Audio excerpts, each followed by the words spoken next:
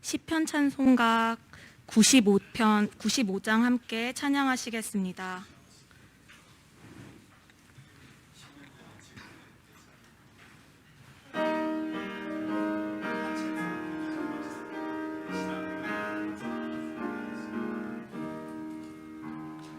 딸이여 듣고 생각하고 귀를 기울일지어다. 내 백성과 아비집을 잊어버릴지어다. 그러하면 왕이 너의 아름다움을 사모하실지라. 저는 너의 주시니 너는 저를 경배할지어다. 두로의 딸이 예물을 드리고 백성 중 부한 자도 내 은혜를 구하리로다. 왕의 딸이 궁중에서 모든 영화를 누리니 달록음으로 수놓았도다. 수놓은 옷을 입은 저가 왕께로 인도함을 받으며 성주는 동무 처녀들도 왕께로 이끌려갈 것이라. 저희가 기쁨과 즐거움으로 인도함을 받고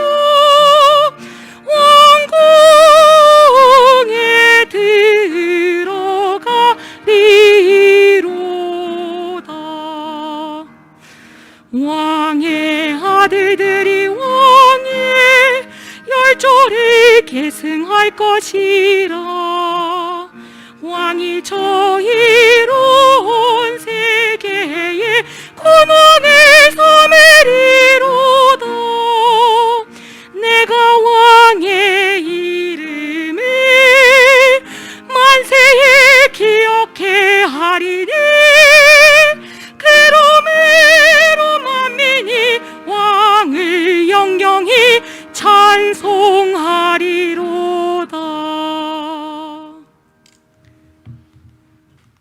김재성 목사님 나오셔서 시작하시겠습니다.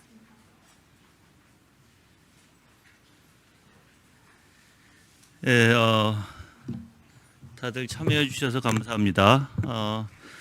지금 우리가 오늘 사실 마르투스 선교의 주체로 우리 김재성 교수님 모시고 장로교회와 회중교회의 어떻게 보면은 차이는 아니지만 그 장로교회와 회중교회의 동일성에 대해서 또한 배울 것이고, 그래서 왜 이 세미나를 주최하게 됐냐면 소위 회중교회를 이단시하는 어떤 작은 부류의 사람들이 있어서 제가 오늘 이 세미나를 주최하게 됐습니다. 회중교회가 만약에 청교도 시대에 회중교회가 이단이 된다면 윌리엄 퍼킨슨이나 존 오웬이나 이런 분들이 다 이단이 되는데, 그것은 당치도 않은 말이고요. 그래서 오늘 김재성 교수님이 나오셔서 그러한 부분들을 명확하게 또한 제시해 주실 것이고, 여러분들이 오늘 잘 배워서 분명히 회중교회가 이단이 아니라는 것을 분명히 알고 가셨으면 좋겠습니다. 자, 그러면 김재성 교수님 나오셔서 강의해 주시겠습니다.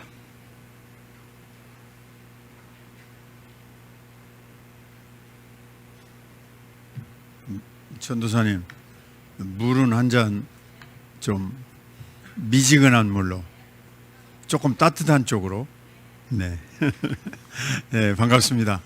우리 열심히 공부하려고 하는 목회자들은, 또 우리 성도님들은 이런 그 세미나나 특강을 통해서 우리가 평소에 일반 예배 시간에 충분히 생각하지 못했던 역사와 신학을 섭렵하는 것이 굉장히 필요해요.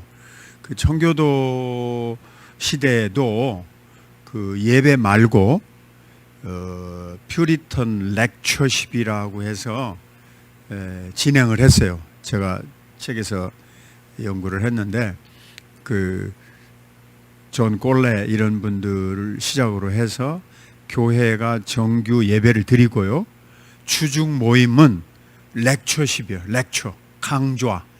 그래서 그 주변에 있는 신학자들이 와서 성경을 가르치고 혹은 중요한 교리들을 하나씩 설명하는 시간을 가졌어요. 근데 굉장히 많아요. 그 렉처십의 시리즈를 보면 양도 많고 횟수도 많고 그 연구 조사된 책도 있고 이제 우리가 그런 마음으로 또 열심히 같이 공부하려고 그러고요.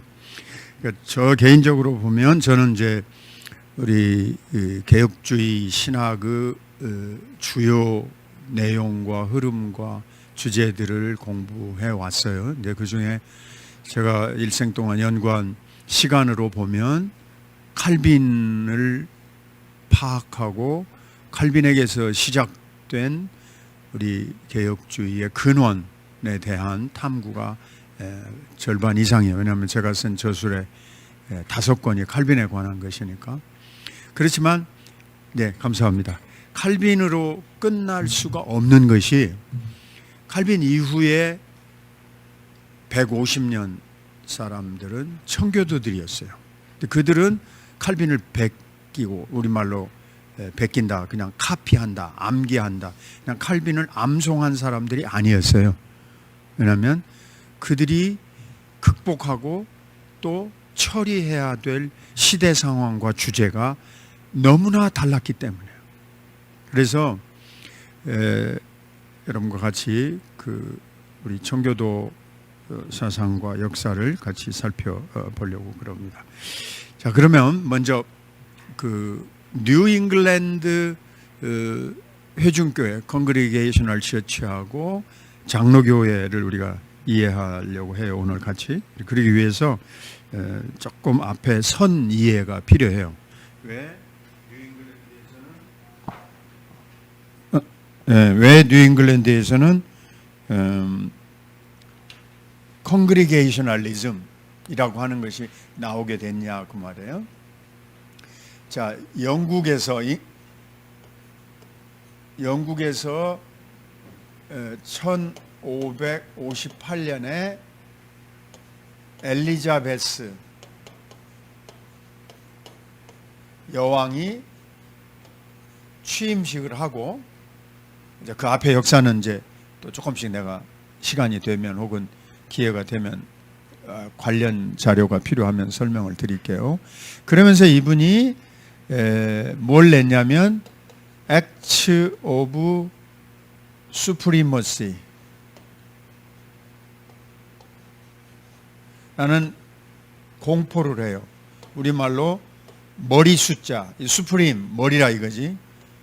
수장령 왕이 발표한 칙서인데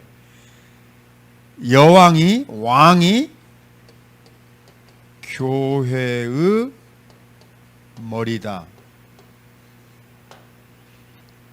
그 논리적 근거는 로마서 13장이에요. 하나님이 권세를 주셔서 왕과 세상의 관원들을 세웠는데 그 왕은 나라를 다스린다고 말해요. 자, 이건 무슨 상황에서 나온 거죠? 예, 로마 캐톨릭 처치의 포프, 교황 수위권, 베드로 수위권, 베드로의 후계자가 교회의 대표이고 지도자다. 그래서 교회의 머리가 교황이었어요. 이게 로마 카톨릭이죠.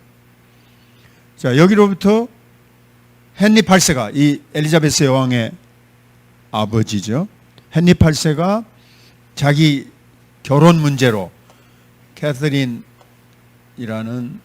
스페인 출신의 공주가 아들을 낳지 못하니까 후계자는 남자여야 되는데 후계자를 얻기 위해서 내가 이혼을 하고 새로 결혼을 해야 되겠다. 왜냐하면 아서 공이라고 하는 자기 친형의 부인이었어요. 그 스페인 공주가 스페인하고 영국이 결탁을 해서 책략 결혼을 한 거죠.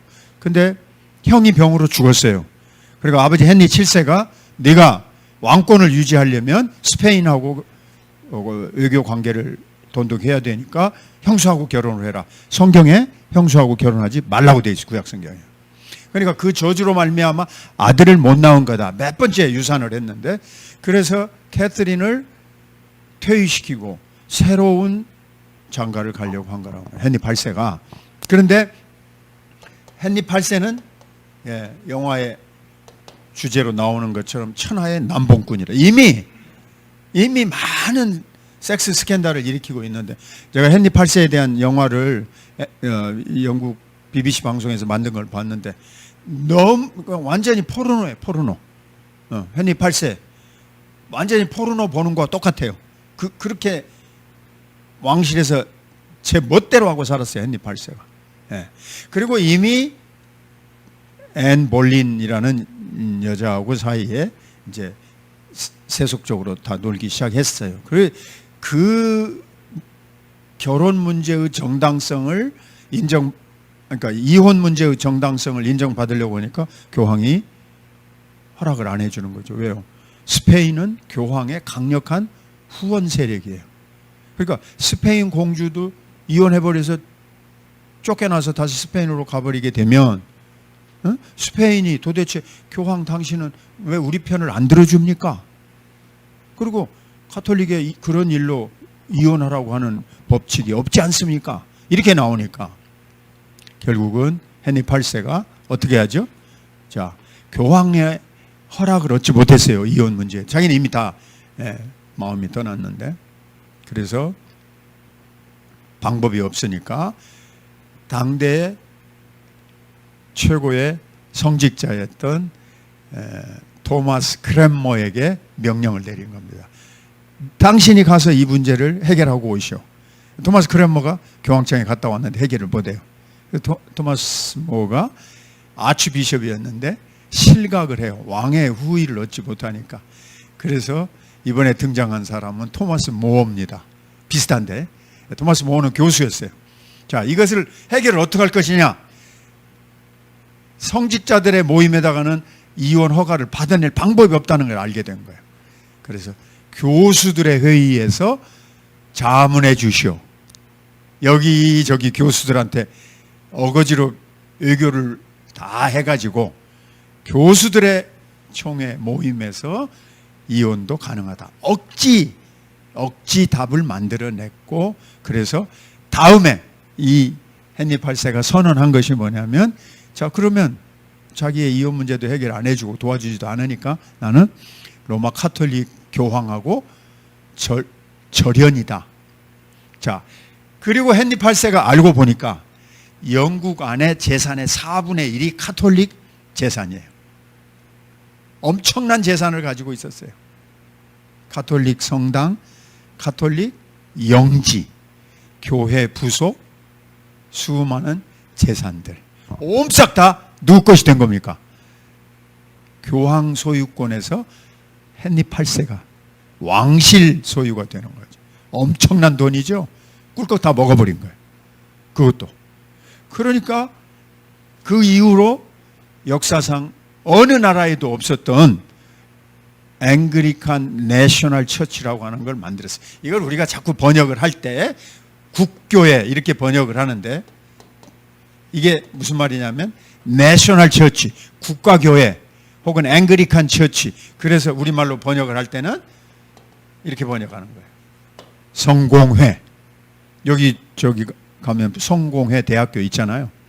그 다음에 성공회는 영국식으로 만든 개신교도 아니고 카톨릭도 아닌 일종의 변종이에요. 아주 옷은 카톨릭식으로 다 입고 이름도 다 신부라고 부르는데 결혼은 할 수 있어요. 로마 가톨릭은 할 수 없죠. 그러니까 옷도 똑같이 입고 비슷하니까 가톨릭 모임에도 자꾸 이웃 사촌이라고 글이 가기도 하고, 그 다음에 결혼도 하고, 예배는 또 미사를 안 드리니까 또 우리 개신교 프로테스탄트 모임에 참여를 해서 우리도 National Council of Church 멤버다, NCC, World National Council of Church 멤버다. 우리 쪽에 와서 또 멤버십도 해요. 그럼 너 정체성이 뭐냐? 어느 쪽이 진짜 자기들의 아이덴티티인지 알 수 없을 만큼 이렇게 된 거라고 말이죠. 이게 오늘 지금 여러분과 같이 얘기를 하게 되는 회중교회의 정치적 혹은 시대적 상황이에요. 회중교회가 나올 수밖에 없는 것이 바로 여기서 나오는 거예요.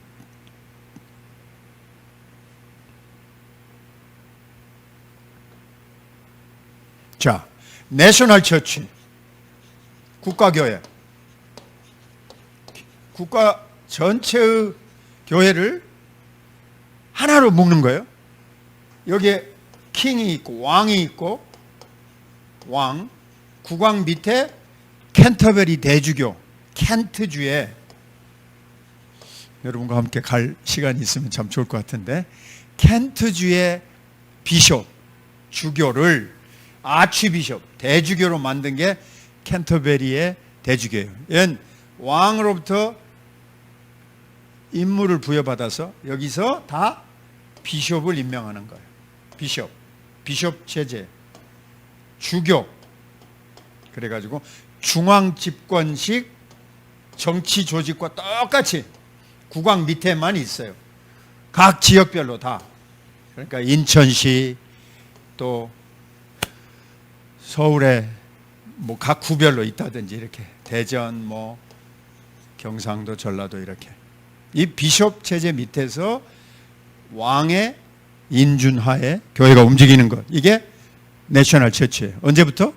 아까 말한 대로 헨리 8세부터 시작했고, 이것을 철저하게, 보다 더 철저하게 시행한 사람은 메리라는 이 헨리 8세의 캐서린, 처음 왕비였던 자기 형수였던 캐서린하고 사이에 메리라는 딸을 낳았는데, 그 메리가 통치할 때부터, 메리는 즐거운 메리가 아니고 이 메리예요. 메리 크리스마스는 MERRY고 메리, 이건 그냥 메리야. 재미없는 메리. 거기다가 블러디 메리예요. 피에 젖은 메리. 약 300명 이상의 청교도 목사님들을 화형시키거나 태워 죽인 아주 잔혹한 여자. 이 사람이 1553년에서 1558년까지 5년간 있었는데 병 걸려서 죽었어요. 얼마나 많은 사람을 죽였는데 자기가 오래 살겠어요? 예. 자기도 죽고 자식도 죽고, 하여튼 온갖 못된 짓 다 하다가 일찌감치 사라졌고, 그때도 아버지 헨리 8세 때부터 시작해서 계속 이 시스템을 만드는 거예요. 예? 앵글리칸 처치 하나로 만들고, 그리고 그거는 국가 전체가 그 시스템 밑에 들어와야 돼요. 자, 누가 반대했어요? 예, 종교개혁을 하던 퓨리턴들이 반대했어요. 그래서 그 엘리자베스 여왕이 이제 저 메리가 죽고 이제 1558년부터 시작해서 우리가 이렇게 말하는 거죠. 엘리자베튼 퓨리턴 무브먼트. 특별히 엘리자베스 여왕 통치하에서 이 하나의 국가교회 체제를 거부하고, 왜? 왕이 교회의 머리라고 우리는 숭배할 수 없다. 안 들어가는 거죠. 그리고 따로 교회 속에서 교회를 정화하는 운동, reforming, reformation, reforming church purity. 계속해서 교회를 더 순결하게 만들기 위해서 우리는 성경대로 가야 한다. 이게 엘리자베스 여왕 시대의 퓨리탄 무브먼트였단 말이에요. 수많은 사람이 희생도 하고 고난을 당하면서 지내는 동안 1603년까지 거의 이 여왕이 굉장히 오래요. 45년 여왕 위에 올, 이미 25살, 26살 성인으로서 왕에 올라가지고 왕권을 딱 틀어쥐고, 이 여자가 엘리자베스가 굉장한 권모술수를 발휘했어요. 그래서 이 시기에 세워진 국가교회, 카톨릭과 제도는 거의 유사한 국가교회를 거부한 청교도들이 희생하면서 이 초기에 아름답고 순결한 교회를 만들려고 했는데, 이때는 지금 우리가 오늘 공부하려고 하는 이 컨그리게이셔널 처치는 별로 안 나왔고, 영국에서는 주로 장로교회라고 하는 시스템을 구축을 해서 이 국가교회와 다른 조직을 만들었어요. 자, 그 중에 대표적인 인물이 토마스 카트라이트.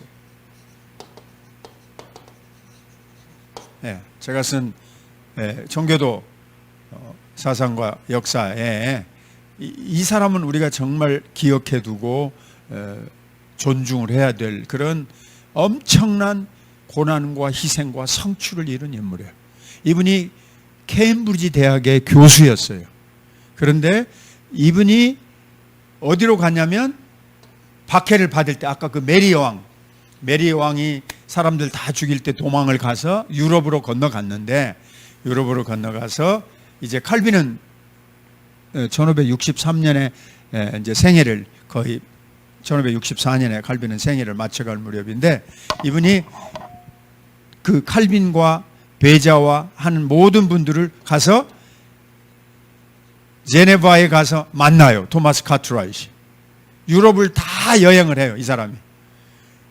또 누구한테 가냐면 마틴 루터의 후계자들, 루터란 처치, 독일을 다 가서 봐요, 이 사람이. 토마스 카트라이트이 다 그 숨어서 몰래 도망을 가가지고 수년간 돌아다니다가 이제 메리 여왕이 죽고 엘리자베스 여왕이 다시 복귀가 될 때 토마스 카트라이트 돌아오는데, 이 토마스 카트라이트 엘리자베스 여왕의 내셔널 처치 시대 가장 앞장서서 우리가 가야 할 교회의 모델은 제네바에 있는 장로교회다. 학교에서, 케임브리지 대학에서 그가 사도행전을 가르치면서 사도행전에 나오는 교회의 모습은 장로교회였다. 이게 아니고, 국가교회가 아니고, 로마 카톨릭도 아니고. 왜? 인류 역사상 최초로, 자, 제가 공부한 칼빈이 성취한 업적을 보면 제네바에다가 뭘 만들었냐면 목사와 장로로 구성된, 성도들의 대표로 구성된 당회, 컨시스토리 시스템을 만들었어요. 여기에다가 집사와 그다음에 저와 같은 신학교 교수들, 교사, 에베소서 4장 11절 이하에 나와요. 그래서 사직분론, 신약 성경에는 4개의 직분을 사도들이 세웠다라고 해서 칼빈이 제네바 교회에 이 4개의 직분을 복원시키고, 그리고 교회는 목사와 장로로 구성된 당회가 모든 성도들을 돌보며 영적인 치리권을 행사하도록 제네바에서 셋업을 해요. 굉장히 어려운 일이었습니다. 왜 어려운 일이냐? 교회의 독립권과 자율성을 확보했기 때문이에요. 저희 사도행전 7장에 보면 스데반이 죽고 이어서 7집사를 세우죠. 그 7집사 세울 때 사도들이 기도하고 믿음과 성령에 충만한 사람을 안수해서 세웠다고 나오죠. 그러면 누구 허락을 받았어요? 아무도 허락을 안 받았어요. 사도들이 모여서 사도들이 세웠어요. 사도가 어디에 가서 감독을 세운다, 다른 지역을 방문해서 그 교회 장로를 세운다, 누구 허락받았어요? 안 받았어요. 하나님께서 그들에게 주신 사명을 따라서 그들을 교회의 파운데이션, 기초석으로 사용했어요. 그들이 세우면 교회가 되는 거고, 그들이 세우면 직분자가 되는 거예요. 정부나 국가의 인준 또는 어디 가서 뭐 자격을 얻기 위해서 무슨 일을 하라고 아니었어요. 그러니까 신약 성경의 교회 모습을 보면 church officers, 교회를 책임 맡는 직분자를 중심으로 각 지역의 교회를 조직화했어요. 구성화했어요. 그냥 아무나 모여서 너희들 몇 사람 있으니까 교회라가 아니라고요. 반드시 감독 혹은 장로를 세우고 그들을 통해 섬기게 했어요. 에베소서 20장에 보면 바울이 밀레도에서 에베소에 있는 장로들을 다 초청을 해서 그들에게 피로 값주고 사신 교회를 너희들한테 맡긴다.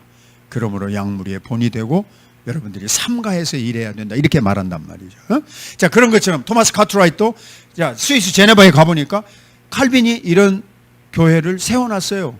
그런데 이건 굉장히 많은 논쟁과 투쟁 속에서 세운 겁니다. 왜? 로마 카톨릭 하에 있던 유럽의 모든 도시들은 각 도시의 혹은 각 지역의 군주나 영주나 그 퓨덜 시스템이에요. 그 당시에는 왕이 각 지역의 분할 통치를 하는 귀족들에게 권세를 주고 그 귀족들은 세금 걷어서 왕을 도와주고 군대 징발해서 왕을 보호하는 일을 하는 거예요. 그리고 그 군주 밑에 각 지역의 귀족들이 그 권세를 가지고 또 밑에를 통치하고 다스리는. 그러니까 각 지역의 신부, 그 중에 좀 높은 사람이 되려면 반드시 각 지역에 있는 권세자, 세속 군주의 추천이 없이는 올 수가 없는 거예요. 예를 들면 인천시에 시장이 있다. 오늘날은 뭐 인천시 시장이 우리 저 예수안의 하나교회 와서 담임 목사 인준식, 취임식 하는 거 아니잖아요. 근데 그 당시에는 월급을 줬다. 거기서. 제네바 시 같으면 12,000명이 살았는데 시 안에 교회가 4개가 있었어요. 그 4개 교회를 섬기는 신부들 그리고 주교가 있었어요. 임명받으면 월급을 시 정부에서 주는 거예요. 오늘날로 치면 뭐예요? 공무원이에요. 높은 공무원이에요. 영국에서는 캔터베리 대주교나 이런 분들이 얼마나 높은 권세였냐면 소위 the Privy Council, 우리가 추밀의원, 추밀의회 뭐 이렇게 한국말로 번역을 하는데 국왕 밑에 각 지역 봉건 영주들이 모여서 제일 중요한 외교 군사적인 전쟁이나 외교적인 일을 결정하게 될 때 그 추밀원 회의 멤버로 들어가는 사람이 캔터베리 대주교예요. 그 다음에 대법원, 수프림 코트, 최고 법원, 재판관들을 전부 다 밑에다가 세워놓고 재판관들 위에 서 있는 최고 재판관이 누군지 아세요? 캔터베리 대주교예요. 신부. 그러면 말로 할 수가 없는 거예요. 주교의 권세라고 하는 것은 말로 할 수가 없는 거예요. 그러니까 경찰국장도 주교 말을 들어야 되고 재판소 소장도 말을 들어야 되고 그게 소설에 나와. 여러분 프랑스 스탕달이 쓴 삼총사라든지 적과 흑이라는 소설에 보면 프랑스의 추기경이 경찰서장에게 명령해. 저놈 잡아오라고. 추기경이. 추기경 어떤 옷 입고 다니죠? 빨간 망토, 빨간 모자 쓰고 다니잖아요. 엄청난 권세를 가진 사람들이에요. 저 시스템이. 이것을 철저하게 NO! 한 사람이 칼빈입니다. 시의회하고 맞서서 싸워가지고. 그래서 for the first time in church history, 우리 지난 2000년 교회 역사에서 최초로 사도행전의 교회를 칼빈이 제네바에 복원시킵니다.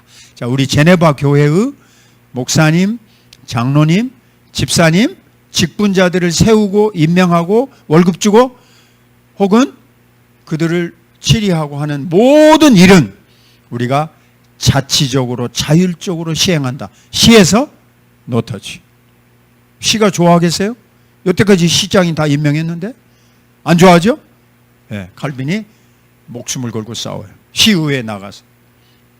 성경이 이렇게 가르치는데 왜 당신들은 그 권세를 인정하지 않느냐? 엄청나게 싸웠어요. 칼빈을 죽이려고. 비밀 요원도 보내고. 그 권세를 장악하고 있는 사람이 내놓으려고 하겠어요? 우리는 교회의 모든 일은 스스로 자치적으로 독립. 이 말을 처음 시작한 사람이 내가 좀 곁길로 갔는데 우리 어린 학생들이 있어서 좀 어렵지만 목사님들은 아셔야 돼. 그럼 칼빈이 하늘 아래서 뚝 떨어져서 갑자기 야 내가 사도행전 읽어보니까 교회는 독립적이라야 한다. 이렇게 어떻게 알겠어요? 그 사람도 처음부터 시작해서 공부를 해야 아는 거지. 그에게 이런 목회적인 시스템의 교회 독립권과 교회의 자율성을 염원하며 가르쳐준 사람이 마틴 부서예요. 스트라스부르크의 종교개혁자. 칼빈이 그 밑에 가서 3년간 피난가 있었잖아. 마틴 부서는 누구한테 마틴 부서가 또 하늘 아래서 갑자기 떨어진 천재가 아니잖아. 마틴 부서는 같은 스위스의 바젤이라는 도시의 종교개혁자였던 요콜람 파디우스의 책에서 그와의 교제 속에서 교회는 독립권을 가져야 한다는 사상을 받았어요. 스트라스부르크에서 이것을 실천하려고 싶었는데 시의회가 대꾸도 안 해주는 거예요. 처음 들었죠? 우리 목사님들, 예? 요클람 파디우스 이 사람이 이탈리아 출신 신부였는데 종교개혁으로 합류를 해가지고 스위스 바젤에서 교회 독립권을 주창해요. 이건 굉장한 사상입니다. 그도 실패하고 이루지를 못했어. 근데 마틴 부서로 갔다가 마틴 부서도 스트라스부르크는 독일 땅이었어 당시에. 거기서도 또 실패했어. 근데 칼빈은 최초로 어디서 성공했어? 스위스 제네바에서. 그걸 실천했어요. 1541년부터 이것을 처치 오디넌시스라고 하는 문서를 만들어서 시의회에 통과시키고 그리고 독립된 교회 당회제도를 하는 겁니다. 그러면 장로님 뽑았다고 그랬죠? 장로님 어떻게 뽑았을까요? 투표합니다. 귀족들이 모여서 투표해. 12,000명이 살고 있었던 도시에 하원이 60명이에요. 다 귀족들이에요. 자, 60명이 모여서 장로님을 거기서 추천. 또 중의회 의원이 또 모여서 장로님을 추천해. 상원이 모여서 15명이 있었는데 장로님을 추천해요. 그 장로님 추천한 사람들을 교회에서 모여서 회의를 통해서 평신도들이 합의하에 우리의 지도자로 모시는 거예요. 무지하게 민주적이죠? 어? 추천 과정부터 시작해서 이것을 칼빈이 레귤레이션을 만들었어요. 규칙을. 이게 카트라이트 마음속에 세상에 이렇게 교회가 독립적이고 자율적이고 이렇게 건설적이고 의견을 받는다. 장로님들은 스위스 제네바에서 매년 2월 첫 주에 투표해. 그러니까 아까 그 추천을 받아가지고. 근데 장로님의 임기가 몇 년이요? 1년이요, 1년. 1년 안에 잘못했으면 어떡하겠어요? 성도들의 추천이 실격이 되면 성도들이 부결을 해서 장로가 안 되는 거예요. 장로가 안 되는 사람이 수두룩하게 나옵니다. 술 먹고 깽판 친 사람, 호화 파티 벌린 사람, 자녀 시집 보낼 때 돈을 낭비한 사람, 밖에 나가서 다른 사람들한테 싸움질한 사람 전부 다 걸리는 거예요. 잘못된 상황이 나오면 교회에서 다 투표해서 장로가 날아가요. 그러니까 처음에는 칼빈을 반대했던 장로들이 5분의 4였는데 성도들이 자꾸 추천을 하는 거 보니까 그 칼빈을 반대했던 장로님들 문제가 발생하니까 하나씩 둘씩 어떻게 하겠어요? 장로에 떨어지죠. 그럼 여러분 같으면 장로 하시다가 떨어졌는데 그 교회 나오겠어? 쉽지 않죠. 제네바라고 하는 그 도시 안에서 다 그분들이 귀족인데 도망가 버려요. 밤에 몰래 사라집니다. 장로에서 떨어진 사람들이. 그래서 1541년에 시작을 했는데 첫 해에는 5분의 4가 칼빈을 반대했다고. 1년 지나고 2년 지나고 10년 지나고 15년 지나고 1553년 12년 지났을 무렵에는 전세가 역전이 돼갖고 5분의 4가 칼빈을 지지하는 장로님들로 구성원들이 다 바뀌어버려요. 그 사이에 칼빈이 가르친 새로운 분들이 장로로 발탁이 되어져서 제네바는 나머지 10년은 칼빈이 평화롭게 목회할 수 있게 된 겁니다. 조금 이해가 됩니까?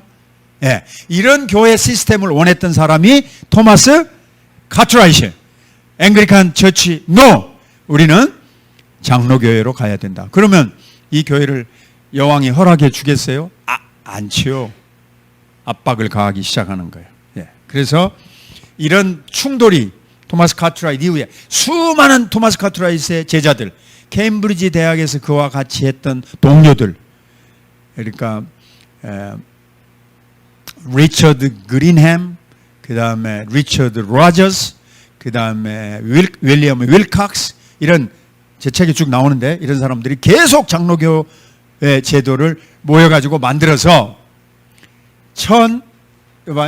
이 사람이 1558년에 여왕이 왕위에 올라가서 액트 오브 수프리머시를 발표했다고 그러잖아요.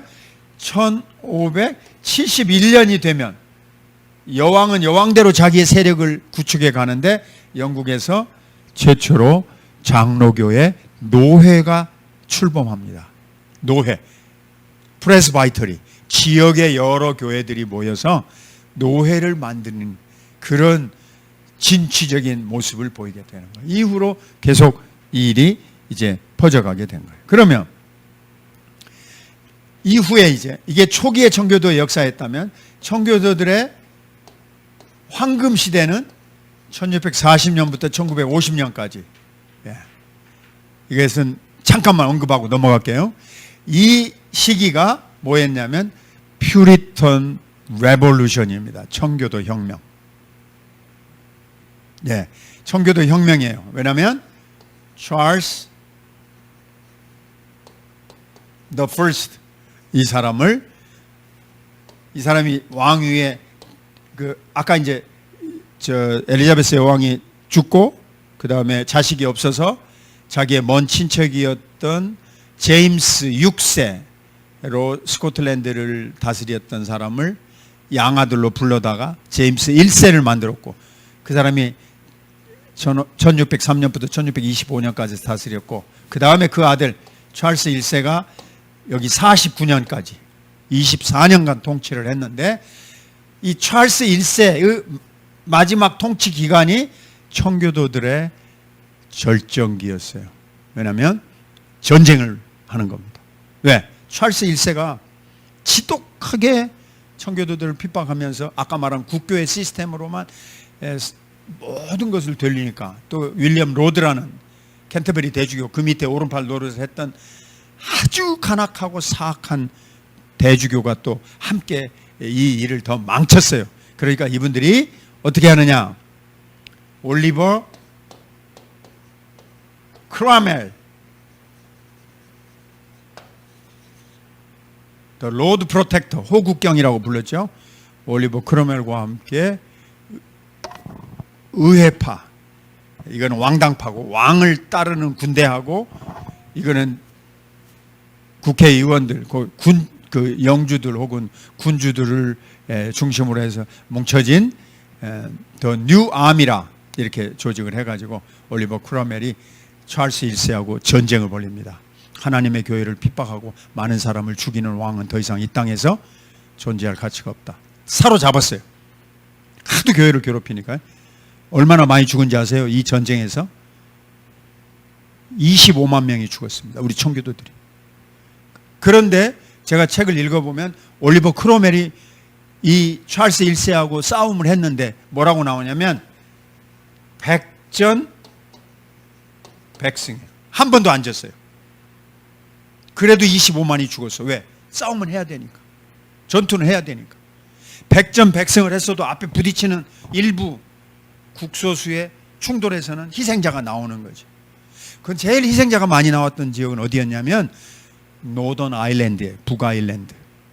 여러분하고 이렇게 지도도 없고 이러니까 내가 설명할 때 참 답답한데 노던 아일랜드 무슨 생각이 아무것도 안 나잖아요, 여러분은. 그렇죠? 이게 뭐 자주 가본 몇 사람 외에는 지금 노던 아일랜드 그러면 강원도 홍천이냐 뭐 어디냐 뭐 이런 생각밖에 안 들린단 말이에요. 왜냐면 아일랜드는 영국 바로 옆에 있는 조그마한 섬인데 이 사람들이 가장 오랫동안 어떤 생각을 가졌냐면 우리는 왜 항상 잉글랜드의 통치를 받아야 하냐. 우리는 잉글랜드가 지긋지긋하게 싫다. 우리는 우리끼리 좀 우리 섬에서 좀 우리도 좀 자치적으로 살아보자. 각 지역마다 그런 생각이 있잖아요. 그래서 이 소위 말하는 로컬리즘이라는 게 만들어지는 거야. 지역 정서가. 그런데 잉글랜드가 어떻게 됐어요? 저 헨리 8세 이후부터 엘리자베스 여왕이 자기네가 내셔널 처치를 만드니까 아니 저 사람들한테 지배를 안 받으려면 우리가 로마 카톨릭에 그냥 머물러 있으면 교황권이 스페인이 다른 나라가 우리를 좀 도와줘서 우리가 좀 편안히 먹고 살겠다. 그래가지고 서로 종교가 달라져 버려요. 아일랜드가. 그러니까 북쪽을 침공해 들어가는 거예요. 엘리자베스 여왕 때부터. 더블린이라는 도시에. 어? 그리고 이 북쪽 지역을 가서 일부 주둔군을 남겨놔요. 북쪽을 다스리는 거야. 영국이 프랑스, 영국 지도 바로 밑에 프랑스 땅 있잖아요. 건너편. 그 지역은 굉장히 넓은 평야예요. 영국이 수백 년 동안 다스렸어요. 그래서 100년 전쟁을 벌였어요. 그 땅 프랑스가 도로 뺏으려고. 그 프랑스가 도로 자기 땅 뺏는데 앞장섰던 희생 제물이 잔다르크예요. 100번 전쟁에서 계속 프랑스가 지니까 그 젊은 소녀가 깃발을 꽂고 나가서 영감도 주고 뭐 그랬다는 전설적인 이야기가 오를레앙에 퍼지고 있고 그렇게 해서 전쟁에 이겼다. 뭐 이렇게 자존심을 세우려는 프랑스 사람들이 영국한테 맨날 지니까. 그런 것처럼 영국이 그 옆에 있는 섬에 북쪽을 점령하고 있었단 말이에요. 점령하고 있는데 어느 날 그 개신교 그러니까 이쪽에 그래도 엘리자베스 여왕과 같은 신앙을 가진 사람들이 살고 있는 지역을 밑에 있는 군주들이 아일랜드의 군주들이 쳐들어와 가지고 갑자기 준비도 안 된 상태에서 10만 명 이상을 죽여요. 그러니까 올리버 크로멜이 영국에서 군대를 끌고 그리 건너갑니다. 그래가지고 거기를 다시 한 4년 동안 다시 처단을 하고 더블린을 중심으로 한 북쪽을 다시 개신교 지역으로 회복하는 전쟁이 이 전쟁 속에 포함이 되어 있어요. 찰스 1세와 싸웠던 영국 런던을 중심으로 한 전쟁 말고 굉장히 복잡한 전쟁이야. 그 다음에 이 찰스 1세가 스코틀랜드를 침공했어요. 2번이나. 비숍스 워라고 불리는데 주교 제도로 통일시키려고 하는데 스코틀랜드는 100% 장로교란 말이에요. 왜? 스코틀랜드가 왜 100% 장로교였어요? 스코틀랜드의 지도자였던 존 낙스가 칼빈이 있던 제네바에 와서 3년간 피난에 있다가 돌아가가지고 가서 왕실에서 설교를 했어요.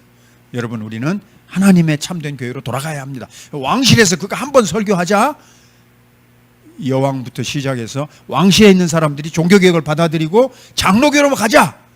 존 낙스의 영향으로 지금 우리가 그냥 영국이라고 부르는데 그 당시는 따로 다 나라로 불렸지. 북쪽 스코틀랜드는 100% 장로교회. 중간중간에 국교회가 남아있는 건 그냥 허용을 했어요. 근데 북쪽은 전부 다 스코틀랜드는 장로교회인데 이 찰스 1세가 군대를 보내가지고 2번이나 그걸 뒤집어서 주교 체제로 각 지역을 다 다시 장악하려고 하니까 전쟁이 일어나게 돼요. 2번 다 찰스 1세 왕이 지고 엄청난 빚을 졌어요. 왜? 네가 전쟁을 일으켰으니까 전쟁에 들어간 돈 다 내놓으라. 도로 갚아야지. 찰스 1세가 돈이 어디가 있어? 밑에 자기를 지지하는 귀족들이 내놔야 되는 거 아니야. 귀족들이 그 돈을 낼 돈이 어디가 있어. 예. 계속해서 이런 상황 속에서 전쟁을 하니까 남쪽에 있는 지역에서도 The New Army 올리버 크로멜이 전쟁을 왕당파와 나갔을 때 이미 왕당파는 사기가 꺾여져 있어요. 왜? 북쪽에서 이기고 왔어요. 이 군대들이. 스코틀랜드에서. 그래서 올리버 크로멜이 전쟁에서 이기고 여러분이 잘 아는 웨스트민스터 어셈블리 거기서 만든 Confession of Faith 이거를 1643년에서 1649년까지 약 5년 반 동안 위대한 그들의 비전과 꿈을 신앙 고백서, 대교리 문답, 소교리 문답, 예배 모범, 그 다음에 권징조례 5개의 웨스트민스터 스탠다드스 문서를 바로 저 기간 동안 성취하게 되는 겁니다. 놀라운 일이죠? 네. 그래서 국교회는 완전히 찌그러들어 버리고 이 올리버 크로멜의 백전백승한 전쟁의 영향으로 말미암아서 요 기간 10년간 전쟁하면서도 한 44년 무렵에는 이제 거의 전쟁이 끝났어요. 예. 그리고 49년에 이 왕을 처단해 잡아가지고. 그리고 올리버 크로멜이 왕의 자리에 올라갔어야 돼요. 근데 이 양반이 너무나 순진한 분이었어요. 전쟁의 총사령관이고 백전백승했고 모든 귀족들이 두려워 떤단 말이에요. 왕이 돼버려야 그 다음에 왕의 이름으로 도장을 찍어서 모든 명령을 내려야 일이 되는데, 올리버 크로멜을 옆에서 도와주면서 기도하면서 그에게 설교했던 군목이 누구였냐면 존 오웬이에요. 존 오웬 목사님이, 예? 그의 직책이 뭐냐면 옥스퍼드 대학 총장에 크로멜이 총장으로 임명했어요. 뭐라고 조언을 하냐면 원래부터 왕이 아니셨으니까 왕이 돼서는 안 됩니다. 거기서 배려버렸어요. 영국 사람들은 왕에 대한 충성심, 그게 정통성을 결정짓는 결정적인 기준이란 말이에요. 왕이 돼야지. 처음부터 왕으로 태어난 사람이 어디가 있어요? 그냥 석 달간 고민하다가, 그러니까 같이 전쟁했던 모든 사람들, 저 올리버 크로멜의 사위도 있고 또 휘하의 장군들도 있고 왕이 되셔야 합니다. 왕관을 쓰셔야 합니다. 그래야 이 일이 모든 원하시는 대로 명령을 내리고 칙서를 내려서 가라앉습니다. 그런데 딱 최고의 신학자 존 오웬이 구약성경을 읽어보십시오. 갑자기 왕을 만든 적이 없습니다. 타락하고 부패하고 썩었을지라도 어떻게, 다윗 밑에 솔로몬이 가고 솔로몬 밑에 르호보암, 타락한, 그 다음에 르호보암부터 시작해서 유다의 왕들이 혈통주의로 가잖아요. 왜 구약성경을 읽냐고, 구약성경을. 예? 올리버 크로멜이 왕에 올라갔으면 청교도는 영원하게 승리한단 말이에요. 저 양반이 마지막에 가서는 병을 얻어요. 아내가 먼저 죽어. 참 나도 그 대목을 읽으면서 가슴이 아팠는데, 예. 올리버 크로멜은 평생 동안 그렇게 설명을 했어요. 빌립보서를 그가 마음속에 항상 그 끝부분에 바울 사도가 빌립보서 3장에서 뭐라고 말해? 내가 풍부에 처할 줄도 알고 내가 비천에 처할 줄도 알고 내가 배고픔과 굶주림과 모든 형편에서도 내가 일체의 비결을 배웠노라. 예수 안에 있는 나에게는 뭐요? 능치 못한 일이 없다. 나는 그 말씀으로 늘 위로를 받습니다. 그렇게 말했어요. 올리버 크로멜과 함께 대화에 제가 한 페이지를 읽어보니까 아내도 죽고 나는 일생 동안 전쟁터에서 이 병사들과 함께 고난을 겪으며 살았는데 저는 그때마다 빌립보서에 있는 바울의 고백을 늘 마음에 기억했습니다. 내가 편한 날도 있고 고통스러운 날도 있고 풍부에 처할 줄도 알고 비천에 처할 줄도 알고 나는 모든 일에 있어서 예수 그리스도만 위로를 받습니다. 아멘이죠? 예. 그리고 저분이 병에 걸려서 죽어요. 그러니까 왕도 아니시고 더 로드 프로텍터, 호국경, 로드 경인데 프로텍터, 나라를 지키는, 이게 이제 그 역사 속에 있어요. 영국의 왕이 없었을 때 몇 번 프로텍터들이 있었어. 영국 역사 속에. 그러니까 당신도 나라를 지키는 신하로만 끝나라 이거지. 그러니까 뒤집어져 버린 거예요. 뒤집어져 버린 거예요. 아까 찰스 1세를 처형했는데 이분들이 처형을 했어요. 우리 청교도 혁명을 일으키면서 수많은 사람을 죽였으니까 요 아들이 프랑스로 도망가 있었어. 왜냐하면 엄마가 프랑스 공주였어요. 그래가지고 이번에는 누가 와요? 찰스 2세가 옵니다. 아들이. 이게 불과 몇 년 사이에 벌어진 일이에요. 이게 불과 몇 년 사이. 그래서 1660년에 왕정 복고. 지금 뉴잉글랜드 청교도를 설명하려니까 여러분에게 이걸 알지 못하면 아무 의미가 없어요. 왜냐하면 아까 찰스 1세 때 지금 영국에서 미국으로 건너가는 거예요. 아까 찰스 하도 지독하게 1625년부터 1649년까지 나라를 짓밟으니까 1630년에 제일 많이 건너갔어요. 제일 많이 뉴 월드를 향해서 갔는데 이 두 번째 이야기를 내가 하는 거예요. 그의 아들이 왕으로 다시 복귀하니까 이제 또 국가교회 체제로 나라를 다 뒤집어 버려요. 그리고 1662년 엘리자베스 여왕이 반포한 내용 똑같이 액트 오브 수프리머시를 반포해요. 이번에는 액트 오브 유니포미티, 통일령, 예배, 예식, 조직 다 통일해버리라. 유니포미티. 왕이 교회의 머리인 것과 예식, 예배 모든 조직대로 컨폼, 서명하라. 그러면 성당에 혹은 예배당에 목사로 남아있어요. 서명하지 않으면 그날부로 다 추방했어요. 2,000명이 서명하지 않고 물러났습니다. 여기서 또 두 번째 어려움이 온 거예요. 그러니까 여러분들에게 이 회중교회, 장로교회하고 달라요. 회중교회는 아까 장로교회는 스위스 제네바에서 칼빈이 시작했다고 그랬죠. 회중교회는 자 독립성, 자율성 면에서 개교회의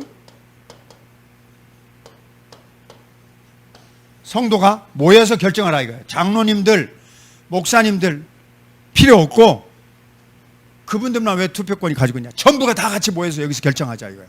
한 교회가 자기 교회 일을 자율권을 가지고 우리가 다 여기서 결정짓자. 훨씬 더 성도들이 좋아하겠죠. 왜? 왕권 밑에서 그동안에 지배를 받았는데 장로님들 당회에서 한다? 그 장로님들도 다 귀족이야.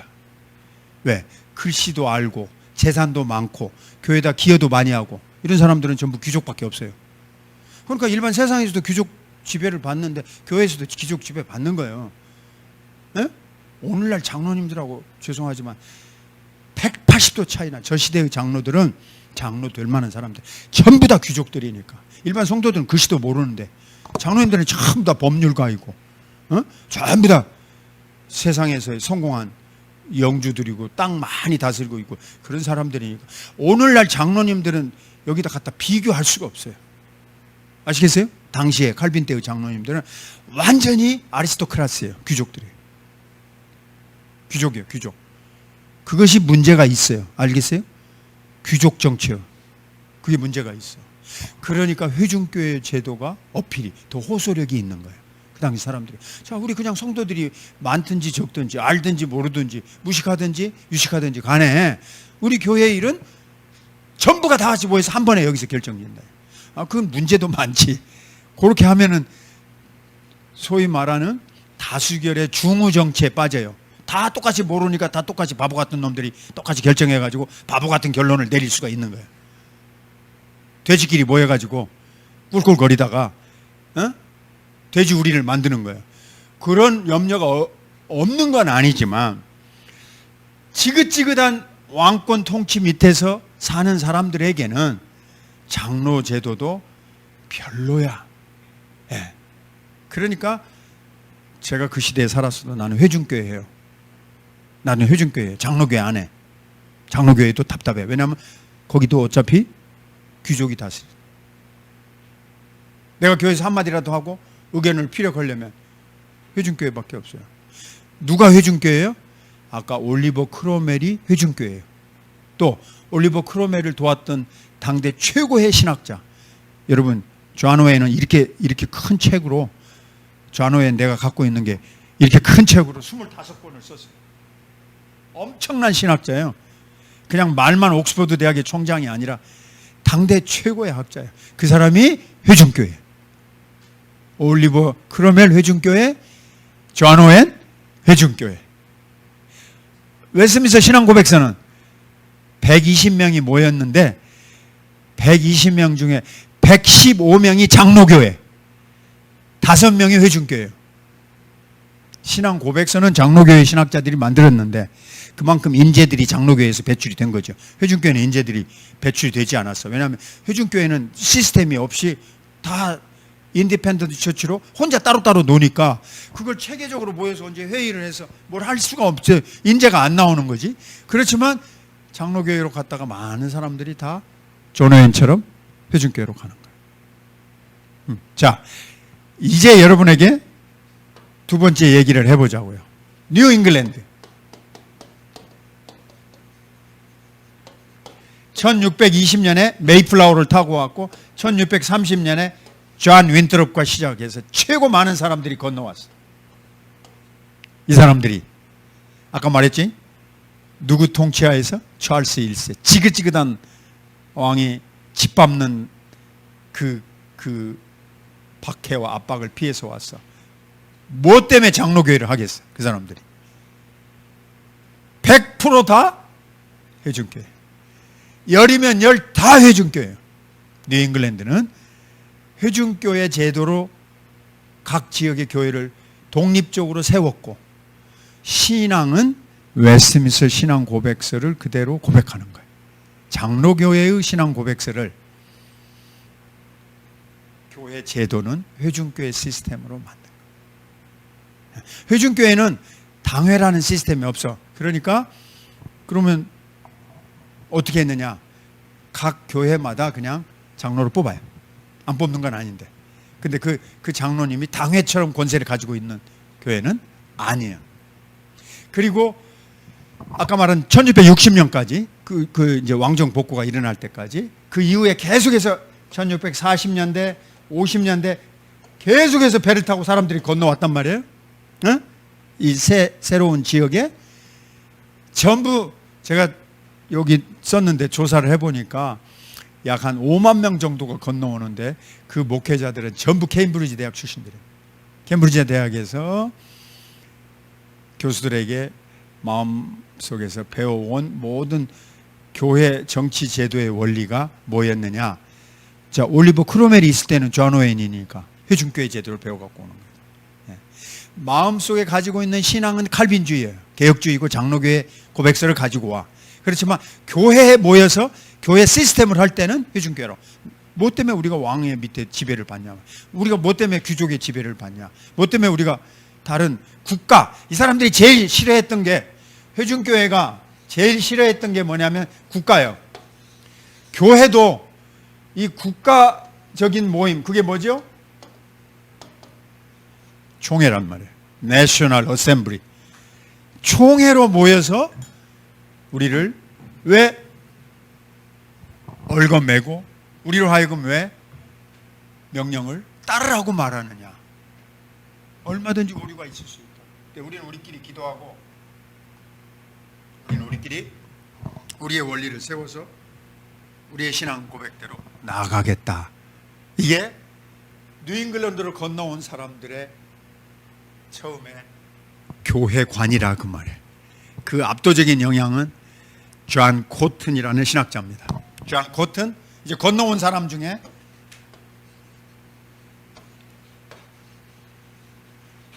존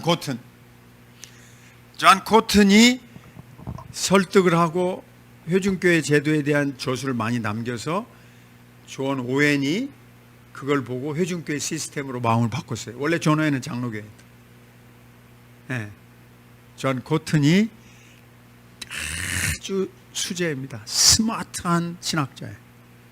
그래서 교회 시스템을 책도 여러 가지를 냈고 존 코튼의 그 조언에 따라서 각 지역에, 그러니까 이제 1620년에 메이플라워를 타고 오고 그 다음에 이제 1630년에 존 윈트롭과 함께 우리는 언덕 위에 도시를 건설하자, 신대륙의 꿈을 갖고 가자, 이런 사람들이 전부 다 인디펜던트, 독립적이면서 세퍼레이트, 따로 떨어진 각 회중교회 시스템을 마련하게 돼요. 자, 여기까지 이제 이해가 됐습니까?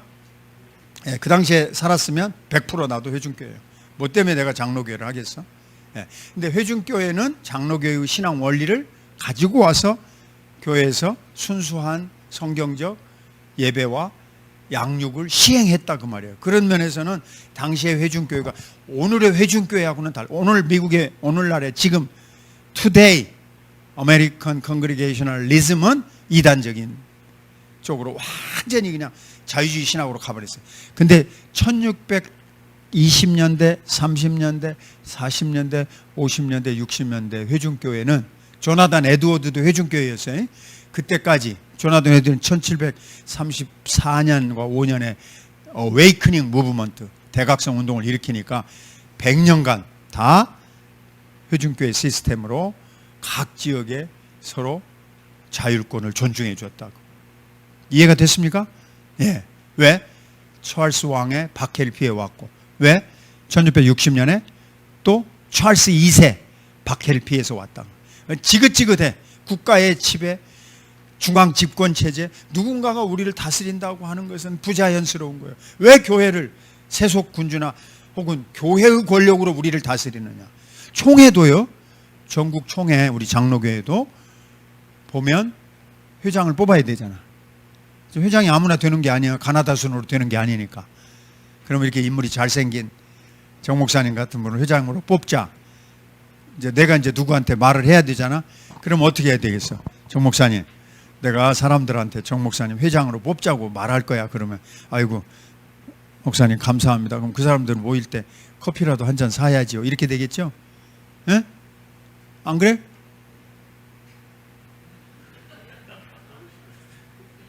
그게 부패로 가는 거예요. 커피 한 잔, 그럼 오케이. 식사 한 번 오케이. 근데 이제는 정 목사님 뒤에 다른 김 목사님이 있어. 김 목사님도 커피는 산다는데 경쟁자가 나오는 거예요. 근데 김 목사님은 또 책도 주고 봉투도 줬는데 이게 부패하고 타락한 장로교회 총회가 되는 거예요. 지금까지.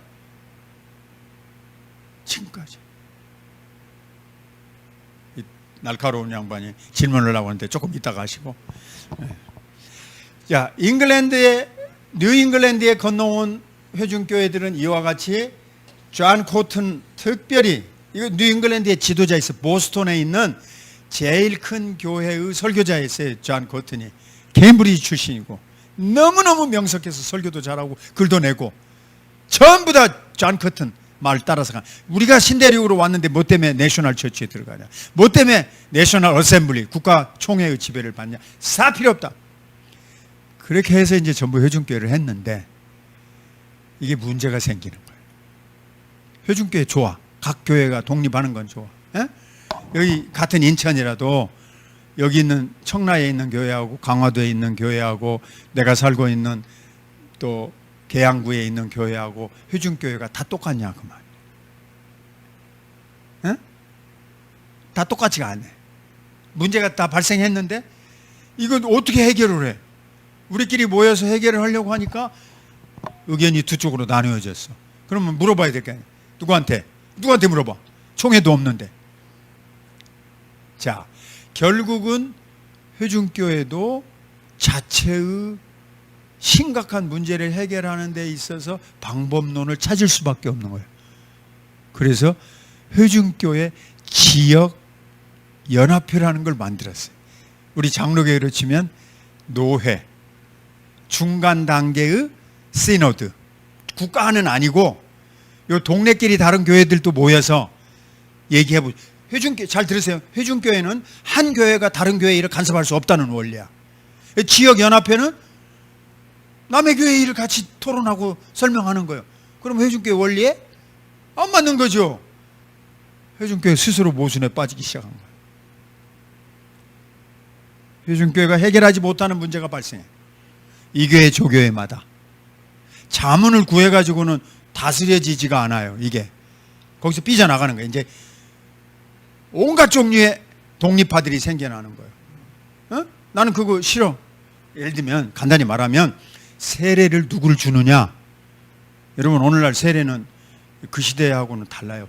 저 시대는 세례가 매우 중요한 교회의 행사였어요. 어? 교회의 세례를 받는 거는 저 뉴잉글랜드에서는 미국의 시민권을 받는 거예요. 왜? 교회 세례를 받으면 교회의 교인 명부에 들어가잖아요. 이게 교회의 언약 시대예요. 뉴잉글랜드는 교회 중심이야. 교회의 세례자 명단에 올라가면 그 명단이 어디로 가냐면 시청으로 가는 거예요. 지역 회원으로 가입되는 거예요. 그러니까 여러분이 뉴잉글랜드 지역, 내가 여기다 써드렸지 앞장에. 뉴잉글랜드가 어디냐면 미국의 뉴욕 북쪽에 있는 6개 주, 매사추세츠주, 코넥티컷주, 로드 아일랜드주, 이 다음에 뉴욕의 북쪽 그런 6개 주, 버몬트주, 이 6개 주가 처음 시작할 때 지금도 똑같아요. 모든 도시에 가면 제일 중심되는 센터 시티에 뭐가 있냐면 교회가 있어요.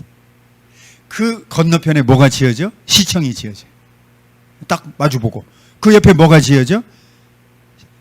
코트, 시티 코트, 법정이 지어져. 예? 법원. 이 세 개가 딱 붙어 있어요. 근데 제일 먼저 어디로 가야 돼? 교회로 가야 돼. 교회로 가야 교회 회원권의 인정에 의해서 교회에서 명단을 시청에다 주는 거예요. 그러면 세금도 내야 되고 투표권도 있는 주민이 되는 거예요. 아니 배를 타고 건너왔는데 영국에서 건너오고 아일랜드도 건너오고 다 건너왔어요. 뭐가 증명서가 뭐가 있어? 저 시대는 아무것도 없어요. 여권도 없고 아무것도 없어. 그냥 건너왔어. 건너오면 어떡할 거예요? 여기서 어느 정도 모임을 갖고 살아야 할 거 아니야. 그래서 차근차근 주정부 시스템을 만들기 시작했어. 그때 만든 원리가 뭐냐면 모든 사람은 먼저 교회가 등록을 해라. 교회가 등록을 하면 시청에서 그의 시민권을 인정해. 그러니까 목사님한테 선물도 가져가야 되고 인정도 신앙도 인정을 받아야 세례를 받을 거 아니에요. 목사님이 매우 중요한 인물이 된 거예요. 미국 독립이 있기까지 1776년 미국이 독립한다는 거 들어봤죠? 7월 4일 날 인디펜던트 디클러레이션 하잖아. 그래서 나라가 세워질 때까지 모든 시스템의 중심부에는 교회가 있어요. 그게 처치 커버넌트라는 거예요. 여러분이 생각하는 처치 커버넌트보다 훨씬 더 교회 중심적인 커뮤니티 시스템이에요. 근데 각 교회마다 해결할 문제는 스스로 잘 안 됐다 이거지. 그 중에 이제 신학적으로 중요한 이슈가 2개가 터졌는데, 하나는 엔티노미안 이슈, 반율법주의 논쟁, 또 하나는 헬페이 커버넌트, 중도 언약 논쟁이에요. 근데 시간이 그거는 굉장히 많이 필요하고 내가 자세히 썼으니까 그건 조금 넘어가고, 그러면 장로교회는 미국에서 언제 어떻게 만들어졌냐? 자 보세요. 장로교회는 이거 전혀 다른, 자, 여러분에게 나눠드린, 자 이쯤 하고 이제 건너가서 다 독립교회하고 개인적인 교회를 만들다가 또 문제도 생기고 어려움도 발생했다 그랬죠. 그런데 장로교회는 그러면 이제 내부적인 내적인 얘기를 하기 전에, 그러면 장로교회는 언제 나옵니까? 저 뒤에 가서 나와요. 제 강의 안에. 그만큼 늦게 나와. 청교도가 세워진 뒤 저 뒤에 49쪽 가서 보세요. 여러분 강의 안에 49쪽. 내가 거기 기가 막힌 그림 2개를 넣었는데, 이게 우리 정 목사님이 메릴랜드에 오래 사셨는데, 미국에 메릴랜드, 정 목사님 오래 살았으니까 잘 아셔. 메릴랜드. 그 메릴랜드라는 주에 바로 최초의 미국의 장로교회가 세워졌어요. 르호봇 프레스바이테리언 처치. 설립자는 프란시스 맥킴이에요. 네. 이게 최초의 장로교회. 그러니까 얼마나 늦어? 얼마나 늦어? 굉장한 연도 차이가 나오지. 왜냐하면 1620년대 메이플라워를 타고 갔다고 한다면, 프란시스 맥킴이 목사님이 건설한 장로교회는 1683년이에요. 혼자 조그맣게 하나 만들었어요. 1620년에 건너간 사람에 비하면 63년이나 늦게 장로교회가 조그맣게 하나 만들었어요. 원래는 이분도 앵글리칸 처치의 목사로 갔는데, 이분의 자기의 소명, 돈을 대준 귀족이 앵글리칸 처치의 목회자로 사람이 없으니까 얼른 오라고 그랬어요. 이민자들이 계속 영국과 아일랜드에서 갔는데, 여기 내가 자세히 설명했어요. 프란시스 맥키미는 부모님들이 원래 스코틀랜드에 사시다가 아까 북아일랜드에 스코틀랜드 사람들이 건너가서 울스터 플랜테이션이라고 울스터 지역에 정착촌을 만들어서 장로교 신앙으로 열심히 살았고 그 지역을 개척했어요. 이 노던 아일랜드는요 굉장히 스코틀랜드처럼 추워요. 그래서 겨울철에 춥고 배고프고 먹을 것이 없어서 이 노던 아일랜드 사람들이 미국에 굉장히 많이 이민 왔습니다. 에? 지금까지 미국의 대통령 다 건너온 사람들의 후손이잖아요. 미국의 대통령 스코틀랜드, 아일랜드, 웨일즈, 그 다음에 여기 뭐 잉글랜드 이렇게 해서 건너와서 혹은 뭐 영국, 호주 뭐 어떻게 다른 지역에서 와서 독일에서도 오고. 근데 지금까지 미국의 대통령 중에 5분의 4가 전부 아일랜드 출신이에요. 아이리쉬 아메리칸이에요. 뭐 다 전부 다 빌 클린턴이고 누구고 다. 그리고 아이리쉬들이 굉장히 강해. 춥고 날씨가 아주 바람도 세고 아주 험난한 지역에서 컸어요. 이 사람들이. 그래가지고 강인해. 그런 똘똘 잘 뭉치고 너 아이리쉬냐? 전폭적으로 그 정치인을 미는 거야. 또 그렇게 미는 나라가 누구지? 주이시 커뮤니티, 유대인들. 예. 그래 헨리 키신저 같은 사람이 나오는. 유대인들은 절대 말 안 하고 겉으로 표현 안 해. 뒤에서는 전적으로 도와요. 우리 한국 사람들은 너만 하원 의원 되냐? 내가 돼야 되겠다고 머리 뒤밀고 들어와가지고 한국 사람들끼리 싸운단 말이에요. 우리는 정말 부족해요. 그런 면에서. 응? 그런 인터내셔널 리더십을 키워야 되는데 그런 그 단합과 연합이 우린 정말 부족합니다. 여러 번 제가 목격했는데 아이리쉬 프레지던트가 제일 많아요. 미국에. 그런 삶을 거친 사람. 그러니까 자기는 스코틀랜드에서 대학을 졸업했어요. 이분이. 이 프란시스 맥키미가. 그리고 에든버러에서 에든버러 대학을 졸업하고 목사가 됐는데 살기는 아일랜드 북아일랜드 그 우리 개신교들이 아까 말한 올리버 크로멜이 도와줘 가지고 장로교를 세운 그 지역에서 살다가 이 사람들이 다 우리 가자 새로운 나라로 그리고 떠나온단 말이에요. 저 찰스 1세 또는 찰스 2세 때. 그래서 이 사람이 배를 타고 건너와. 그래가지고 그 메릴랜드에, 그러니까 메릴랜드는 훨씬 남쪽이에요. 메릴랜드는 워싱턴 DC, 미국의 제일 큰 도시가 이렇게 위에서부터 쭉 있잖아. 보스턴 제일 먼저 만들어졌고 뉴욕이 그 다음 만들어지고 그 다음에 미국의 그 초기 1, 2, 3대 대통령 좀 필라델피아에 살았어요. 수도가 거기였어요. 그 다음에 내려다가 워싱턴 DC를 만드는데 워싱턴 DC를 경계선상으로 북쪽은 북군이고 밑에는 남군이에요. 그래서 남군과 북군이 거기서 싸운 거예요. 필라델피아 옆에 5시간 서쪽으로 가면 펜실베니아주 끝 여기 메릴랜드 경계지대 게티스버그라는 곳에서 1860년에서 64년까지 벌어진 The Civil Wars 남북전쟁 노예 해방 남과 북이 거기서 싸우는 거예요. 그 경계지대에다가 미국의 수도를 만들었어요. 서로 북쪽도 아니고 남쪽도 아니고 약간 남쪽에 치우쳤지만 그게 워싱턴 DC라는 거예요. 미국의 오늘의 캐피털 시티. 일부러 만들었어. 서로 공평하게. 우리나라로 치면 지금 대통령이 사는 집을 자꾸 지금 저리 내려가자 그러잖아요. 세종 신도시로 여기 있지 말고. 그렇죠? 응. 그건 나는 반대예요. 북한도 앞으로 통일해야 되는데 그 내려가 있다가 몇 년 있다 다시 와야 되잖아. 캐피털 시티를. 예. 그렇게 해서 남쪽이 나중에 이렇게 개발이 되는데 그때 배를 타고 북쪽으로 안 가고 이분들은 남쪽으로 내려가서 메릴랜드의 르호봇에 장로교를 만들었어.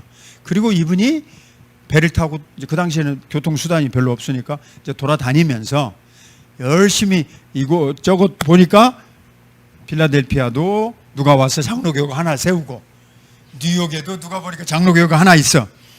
그러니까 이 사람이 선도적으로 앞장을 서서 그러지 말고 우리 장로교회 여기저기 있는 교회들 하나로 회의를 합시다. 노회를. 그렇게 해서 최초로 노회를 만들고 최초의 노회장이 됐어. 그게 필라델피아 노회예요. 마침내 50페이지 각주 88번 이거 있으면 보세요. 50페이지 각주 88번 아까 그 그림 바로 다음에 최초의 장로교회 그 다음 장에 가운데 줄에 1706년 최초의 장로교회 노회가 탄생을 했어. 자, 이제 이 다음 얘기가 이제 중요한 거예요. 이 다음 얘기가 무슨 얘기냐? 그러면 북쪽에 있는 초기의 이민자들인 회중교회하고 남쪽에서 중심으로 발전했던 장로교회하고 그럼 계속 따로따로 노느냐? 계속 시간이 가면서 옛날에는 마차를 타고 갔으니까 못 만났어요. 근데 1800년대로 넘어가면서 뭐가 만들어지죠? 스팀 엔진. 큰 터빈 엔진을 돌려. 이제는 바람으로 가는 돛담배가 아니란 말이야. 예? 엔진이 돌아가는 기름을 넣고 엄청나게 큰 배가 만들어져요. 동력선이. 1800년대는 그래서 세계 식민지 쟁탈전이 벌어져요. 배들이 동력을 다른 기계 엔진을 다른 배들이 만들어져. 그 이전에는 바람을 타고 가는 거예요. 이렇게 깃발에다가 돛담배 범선이라고 그러지. 근데 지금은 전부 범선이 아니라 큰 터빈 엔진을 다른 전기 기관 엔진을 다른 엄청나게 큰 배가 만들어져요. 여러분이 영화에서 본 뭐요? 제일 가라앉은 타이타닉과 같은 배가 만들어져요. 언제? 1800년 시작하면 영국에서부터 만들어져요. 이 배가 만들어지면서 밀리터리 콜로니얼리즘의 시대가 전개되는 거예요. 군대를 동원해 갖고 식민지 쟁탈전. 모든 유럽의 나라들이 전부 나라를 뺏는 거예요. 인도 뺏고 영국이, 버마, 미국이, 필리핀, 그 다음에 네덜란드가 저 사우스 아프리카, 콩고 막 가서 뺏는 거예요. 왜? 가보니까 이 사람들이 얼마나 좋은 걸 가지고 있는지 몰라요. 식민지 쟁탈전에 나가 가보니까 뭐가 있지? 다이아몬드, 골드, 석탄 다 갖다 뒤져가지고 다 뺏어간 거예요. 일본 놈들이 우리나라에 와서도 다 잘라갔잖아요. 나무도 잘라가고 돌도 잘라가고. 그러듯이 이 배가 만들어지면서 그 배를 타고 왕래가 진행이 되면서 1800년대가 바로 선교의 시대가 벌어지기도 하는 거예요. 역설적으로. 그래서 배를 타고 한국에도 오게 되는 거예요. 선교사님들이. 1884년 9월 20일. 9월 20일은 내가 안 잊어버린다고 했지. 우리 집사람 생일이고. 오늘은 10월 25일이죠. 내일이 내 생일이라고. 자, 이 두 팀이 북쪽에 남쪽에 두 팀이 1801년 통합계획서를 발표합니다. 61조.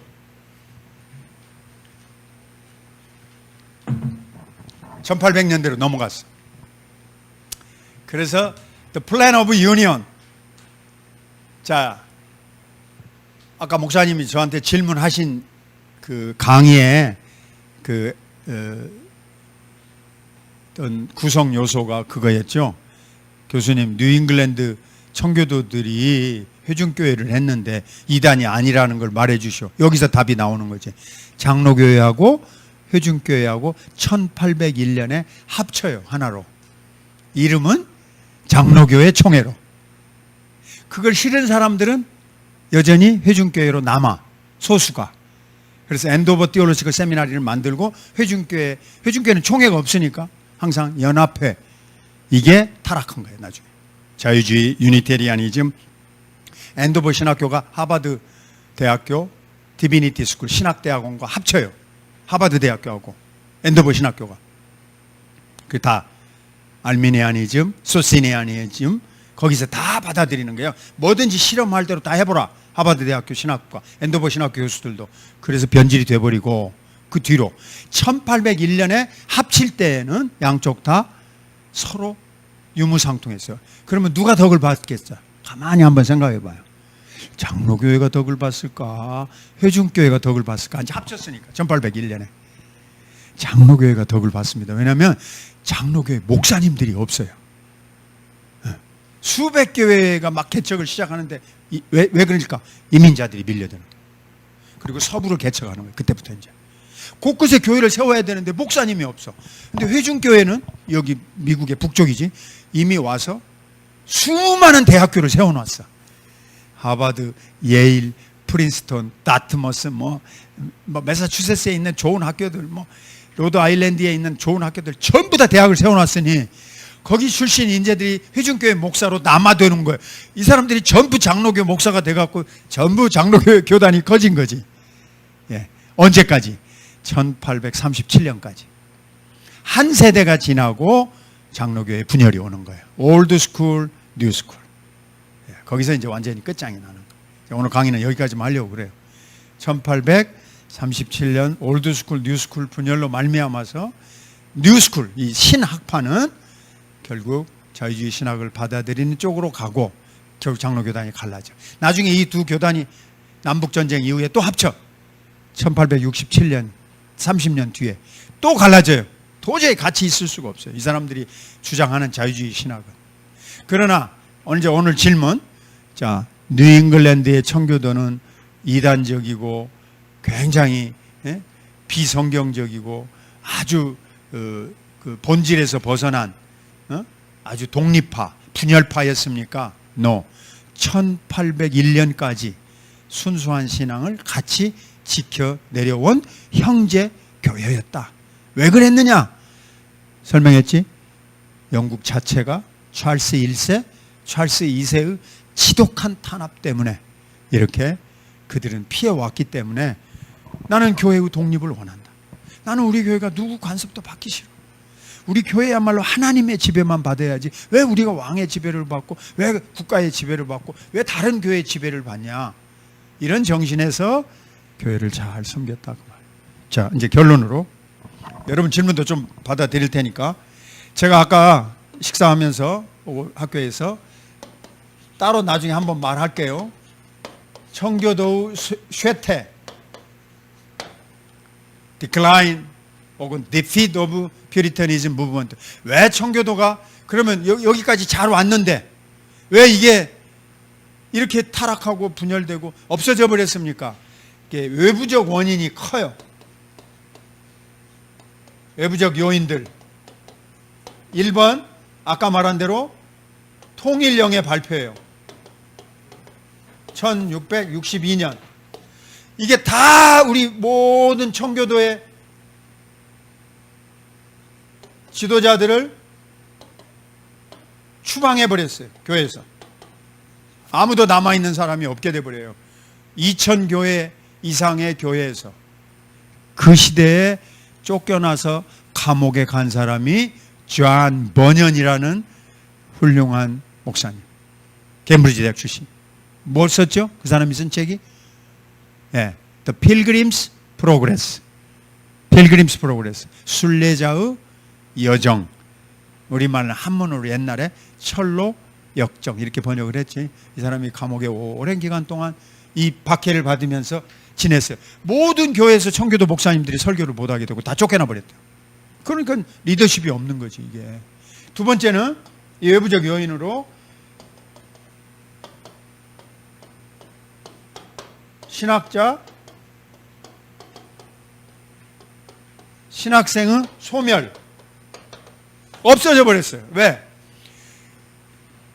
찰스 2세가 통치하게 된 때로부터 옥스포드, 케임브리지, 에딘버러, 글래스고우, 세인트 앤드류스 영국의 좋은 대학교에 진학을 하려면 국교도 교인 증명서가 없으면 안 들어가. 안 받아주는 거예요. 1886년 명예혁명 때까지. 그러면 거의 40년 가깝게. 후속 지도력을 발휘해야 될 훌륭한 목회자들이 배출되지 않는 거예요. 싸그리 씨를 말려버린 거예요. 예?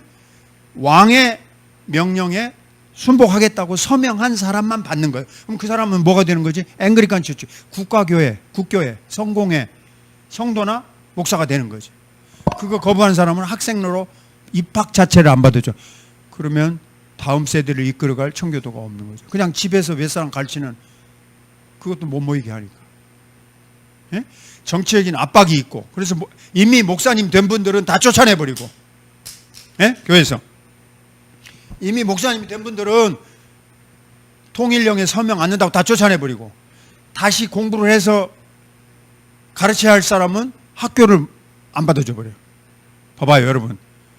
저를 가르친 교수님들은 다 하늘나라 가셨어. 아시겠죠? 그 다음 누구 차례예요? 제 차례지 이제? 그 다음에 누구 차례예요? 그 다음에 누구 차례예요? 예. 할 수 없이 세대와 세대가 이어져 가는 거예요. 그러니까 훌륭한 다음 세대의 공부를 하는 사람이 나와야지. 그 다음에 저리 내려가겠지. 40대. 자기는 안 죽을 줄 알고 있지만 지금 내려가는 거예요. 어? 이동훈, 이정훈 다 해당되는 거예요. 자기는 40대라고 안 죽을 것 같지만 다 때가 되면 오늘 그렇지만 나보다 20년 뒤에니까 또 다음 세대를 물려봐. 지금 또 공부하는 분이 나와야지. 싸그리 씨를 말려버린 거예요. 이게 엄청난 박해죠. 완전히 씨를 말려버리는 거예요. 그러니까 건너가서 영국에서 공부를 할 수 없으니까 뉴잉글랜드 학교로 건너간 사람들 외에는 1960년에서 1686년 명예혁명으로 이제 찰스 2세가 죽고 윌리엄 오브 오렌지라는 새로운 귀족이 다시 와서 이제 우리는 박해하지 않겠습니다 하고 이제 선언을 해요. 영국에서 1688년에 명예혁명이라고 그러는데, 그때까지 청교도들의 지도자가 배출이 안 되니까 그 다음에 세대가 끊어져 버린 거예요. 그 청교도가 쇠퇴해 버린 거예요. 청교도가 소멸돼 버린 거예요. 영국에서 그렇게 된 거고, 미국에서는 이제 늦게 이렇게 좋은 교육을 받은 사람들이 나왔지만 지금 설명드린 것처럼 회중교회하고 장로교회하고 1801년에 합쳤다고 그랬죠. 합치고 난 뒤에 합쳐보니까 그 안에는 비빔밥이라. 다 한 학교 출신이 아니야. 같은 교수님들 제자가 아니야. 그러니까 이 사람 저 사람 이 동네 저 동네가 다 다른 소리를 하기 시작하는 거예요. 왜냐하면 그동안에 저 회중교회는 어떻게 했다고요? 각기 좋을 대로 살아왔죠. 각기 좋을 대로. 그러니까 다 통합을 해보니까 자꾸 다른 소리 하는 사람이 나오기 시작하는 거예요. 그러니까 결국은 1837년을 마지막으로 올드스쿨과 뉴스쿨이 갈라서게 되는 거예요. 거기서 끝나는 거예요. 신학의 변질이 왔다고. 그래서 청교도는 끝나는 거예요. 그게 마지막 인물이 누구냐? 바로 조나단 에드워드. 조나단 에드워드가 거의 끝 시대의 지도자였다고 우리가 보면 되겠습니다. 내부적 원인이 있는데 그건 따로 이제 이 다음에 한번 또 강의할 기회가 있겠죠, 여러분에게. 이 정도 그죠. 우선 아웃라인만. 청교도가 그렇게 잘했다고 그렇게 칭찬하시는데 그럼 청교도는 왜 어디로 사라졌습니까? 왜 없어졌습니까? 제일 중요한 이유는 이 찰스 2세 때부터 시작해서 씨를 말리는 공포 정치, 그 다음에 학생들을 안 받아요. 저 젊은이들을 대학으로 안 받아주니까 그냥 가정에서 공부 조금 하고 그리고 훌륭한 지도자가 나올 수 없었다고 하는 거예요. 자, 여기까지 강의한 걸로 하고 여러분들 또 함께 뭐 질문이나 토론을 하도록 하겠습니다. 아까 손 들으셨죠?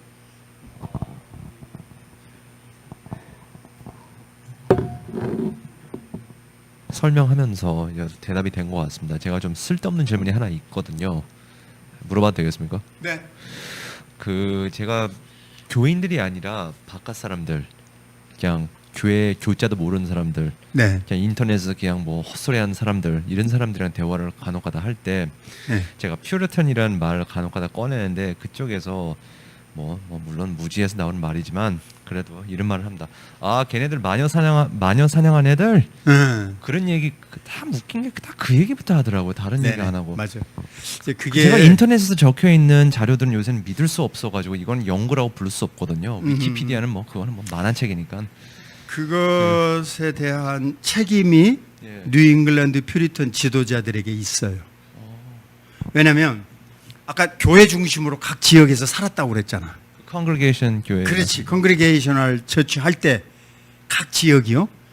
근데 이제 거기에 사람들이 항상 누구나 다 흔쾌하게 동의하고 잘 따르는 얌전한 사람들이 아니에요. 새로 이민도 들어오고 그들 중에 일부는 또 술도 먹고 또 이 연극 당시에 연극은 또 오늘날에 말하자면 오페라 같이 수수하지 않은 것도 많고 술집도 많고 이러니까 그런 쪽에 이제 파격적인 세속의 쾌락을 즐겨하는 사람들도 각 지역에 많이 함께 뒤섞여 산단 말이에요. 이게 그 이민자들이었죠. 그렇지. 이민자도 그렇고 신앙이 약한 부잣집 후손들. 아버지가 이제 농장을 크게 하고 있고 소도 말도 많은 이제 부잣집 아들들이 올드보이가 아닌 뉴보이들이네. 새로 들어오는 사람들. 새로운 사람도 있고 그 부잣집 후손들도 마찬가지고. 근데 후손이잖아요. 그럼 결론적으로 한 3세대 가면 3세대에 다 부자 돼요. 왜냐하면 다 산을 자르고 개척을 해서 농장을 차렸잖아요. 그러면 시간이 지나면 양이 숫자가 많아지고 수도 많아지잖아요. 저절로 잘만 관리하면. 그 미국에 들어와서 처음에 했던 이 목축업이나 농업을 하는 사람들 전부 다 큰 땅들 소유. 마차도 처음에는 한 마리가 끄는 걸 타다가 이제 아버지가 그 멋있는 집을 지어. 그럼 이제 손자 때 가면 마차가 말이 8마리가 끄는. 지금 계란말. 근데 그렇게 되는. 그러니까 그 땅을 엄청나게 차지했지. 수출도 많이 나오죠. 한지시고. 그런 가운데서 이 종교도 회중교회 교회 언약을 중심으로 생각하는 성도들 가운데 신실한 분들은 야, 세상에 정말 저 할아버지가 아는 분들은 저 아버지가 아는 분들은 저 집 집안이 그런 집안이 아니었는데 그 집 후손들은 왜 이렇게 철딱선이 없이 술 먹고 뭐 대식질하고 뭐 마작질하고 노름하고 이러고 미쳐 날뛰는 거예요. 이제 그런 것들을 점화하고 싶은 기관에서 우리 지역의 대표적인 범죄자, 영적인 타락자 이게 위치. 네? 그러면 그냥 거짓말을 잘못된 거짓 신앙을 가진 사람들. 그런 사람들을 대표적으로 발굴을 해서 선거를 중으로 경종을 울리고 싶거든요. 이게 어느 지역은 지나치고 너무 지나치고 그 여자라든지 그 남자라든지가 위치크래프트로 사실은 그렇게 안 한 사람들까지도 어쩌면 일반 성도들이 보기에 그렇게 신앙생활 잘하지 않고 그렇게 개차반으로 사는 인간들 때리 모으는 거예요. 공적으로 우리 동네에서 저는 마녀 준비하는 인간입니다. 네? 내가 술 먹고 무슨 소리 이상한 소리 하는 거 봤는데 하늘을 보고서 뭐 다 치다 보면서 뭐 이상한 소리 했다. 술 먹으면 술주령 하잖아. 제가 하고 싶으니까 그 커뮤니티 이런 일들이 벌어집니다. 그래서 일부 종교도 지역에서 그 셀럽이었잖아요. 셀럽. 신앙적인 순수성을 지키고 싶을 때 타락하고 도덕적으로 불쾌한 자들에 대한 응징의 수단으로 그런 번징을 시행했어요. 근데 영적인 타락자들을 마녀 숭배자들이다. 아니, 그냥 조금 더 합리적인 방법은 그냥 너네들 그 시민권, 너네들 교회 이름 제거해버리겠다. 그게 더 합리적이지 않았을까요? 다 해야지. 다 해야지. 그러니까 그 마녀사장 굉장히 지나쳤어요. 그래서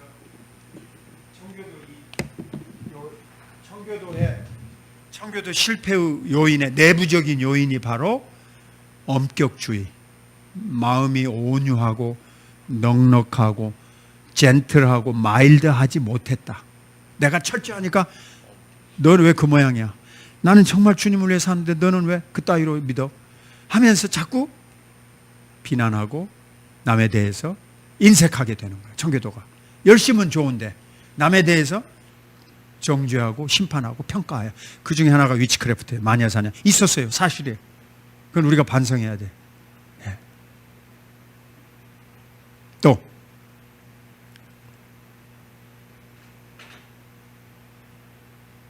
우리 정 목사님 나오셔서 좀 한 말씀 해보죠. 오늘 같이 공부한 거 어떤 도움과 유익이 있는지 그렇게 하고 마치죠.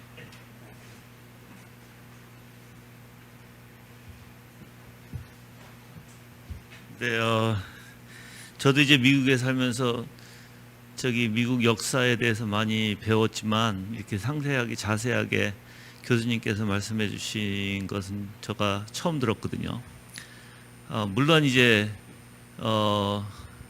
지금 이 회중교회하고 장로교회하고 연합에 관한, 그리고 연합하고 어떻게 이제 나중에 이제 회중교회가 이제 어떻게 자유주의 쪽으로 갔던 그 내용들조차 저는 사실 잘 모르고 있었거든요. 근데 오늘 확실히 알았고, 분명히 이 회중교회 목사들이 사실 굉장히 똑똑한 사람들이 많았어요. 그 저서가 엄청났죠. 그래서 그들의 신학적인 교리를 사실 지금까지도 우리는 배우고 있고 우리는 그들의 교리를 따르고 있어요. 그런데 이제 잘못된 사람들의 사고, 그러니까 지금 몇 명의 사람들이 그 회중교회에 대한, 청교도에 대한 것을 잘못 지금 주장하고 있거든요. 근데 저는 이제 몇 가지 좀 청교도를 다 보면, 청교도 이제 그거는 이제 우리 교수님하고 저하고 같이 대화를 했었어요. 어떤 대화냐면 청교도가 좀 구분을 해야 된다라는 거죠. 왜냐하면 알미니안 청교도들도 있었거든요. 그러면 우리가 추구하는 건 칼빈주의 청교도예요. 알미니안도 아니고 뭐 감리도 아니고 침례도 아닌 우리는 칼빈주의 청교도를 추구했단 말이에요. 지금 추구하고 있고. 근데 지금 무분별하게 지금 리처드 백스터, 특히 이제 뭐 핵심적인 사람이 리처드 백스터의 신율주의를 무분별하게 읽으면서 그분이 좋다라고 얘기하는 그런 거는 좀 고쳐야 된다라는 거죠. 고쳐야 되고, 그래서 지금 오늘 너무 감사한 게 교수님께서 분명히 회중교회에 대한 역사를 쭉 설명하시면서 이게 어떻게 나눠지게 되고, 또한 장로교단을 통해서 이제 나중에 다 같이 연합하게 되고, 연합함으로써 이제 마지막이 이제 에드워즈가 회중교회의 마지막이었다라는 거, 그 부분에 대해서 명확하게 가르쳐 주셔서 감사합니다. 네. 자, 우리 교수님 앞에 교수님께 박수. 네. 감사합니다. 너무 잘 배웠습니다. 제가 볼 때는 교수님이 많이 빼뜨리셨어. 내가 많이 빠졌어요. 내가 지금 이 책을 보니까 많이 빠졌어. 아주 구체적인 것들 많이 빠졌어. 그래서 다음에 제가 또 한번 모실 거예요. 마르투스 주체로 해서, 성교회 주체로 해서 또 모실 거예요. 그러니까 많은 분들이 참석해 주시고 또한 들었으면 좋겠습니다. 예, 감사합니다. 예. 목사님 기도해 주시죠. 기도하겠습니다. 하나님 감사합니다. 이렇게 귀한 강의를 듣게 해주심에 감사드리고, 우리 김재성 교수님 항상 건강 지켜주셔서 하나님께서 주신 그 지혜를 우리가 배울 수 있도록 항상 지켜주시옵소서. 그래서 하나님 앞에 더욱더 참된 진리를 가지고 살아가기를 원합니다. 지금 시대에 너무나 무지 가운데 이 회중교회의 원리조차 우리가 모르고 있었습니다.